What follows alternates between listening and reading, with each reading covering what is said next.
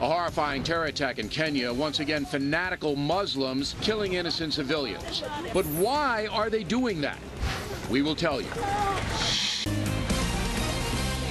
Hi, I'm Bill O'Reilly. Thanks for watching us tonight. The world failing to confront the true nature of Muslim terrorism. That is the subject of this evening's Talking Points memo over the weekend. Another vicious terror attack, this one in Nairobi, Kenya. Scores of innocent people massacred, gunned down in a shopping mall. This kind of terror activity now a growing industry throughout the world, and there is a reason why. The truth is that Muslim jihadists want to kill Christians and Jews. That's what this is all about. Nothing more. The Muslim jihad believes that infidels do not deserve to live.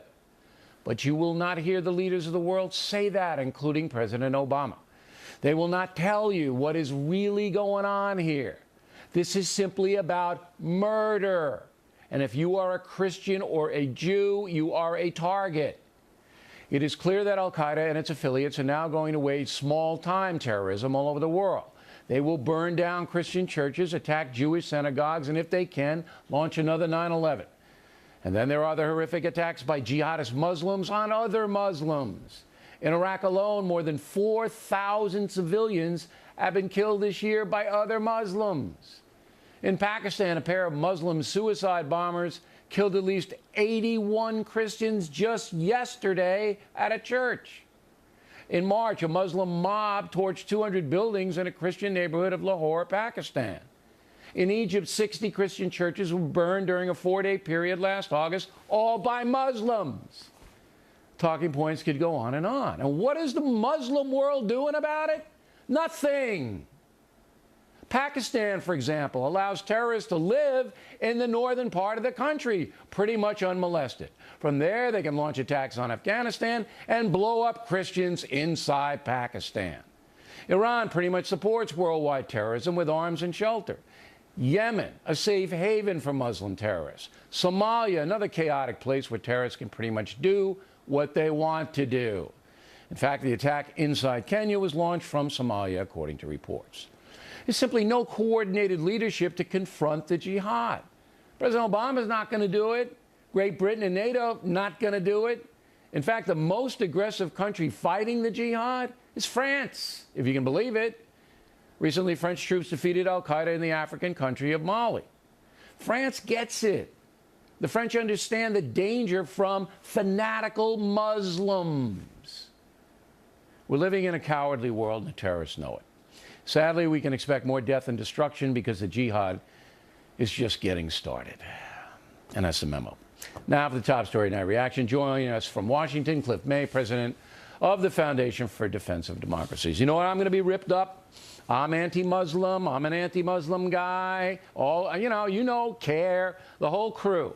On the left, they're going to come after me. Fine, come. Because the Muslim world has got to solve this problem. And they're not. They're not solving it. They're not helping us. You know, countries like Jordan and Saudi Arabia, they share intel once in a while. But you hear no outcry from the billion Muslims in the world about this. They don't rise up and chase these guys out of town, or am I wrong? No, you're basically right. Actually, a place like Jordan, you will hear plenty of anger at the jihadists from the king, and I was there just a few months ago.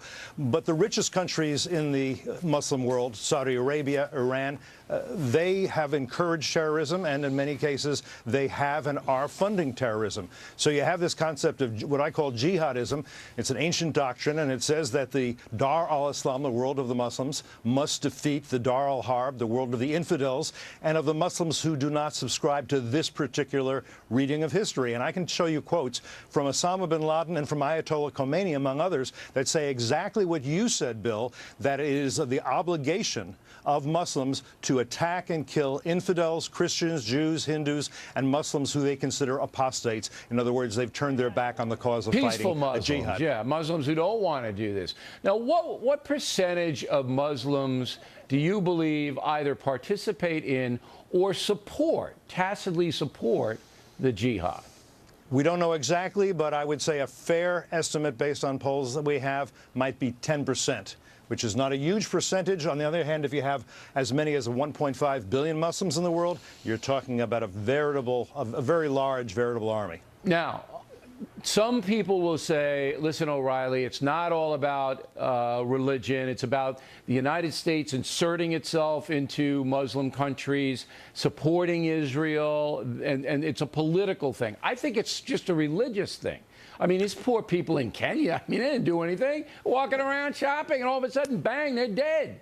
And they asked, according to eyewitness reports, the killers, the jihadists asked, are you Muslim? If you're Muslim, we're not going to kill you. Everybody else dies.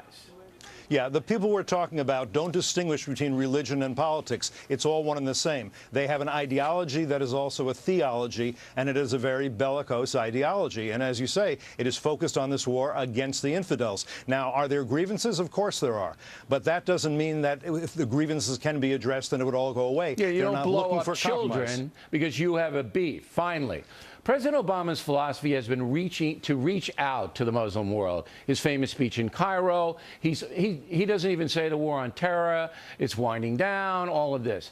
Is he totally unrealistic in your opinion, or is his strategy have any credibility?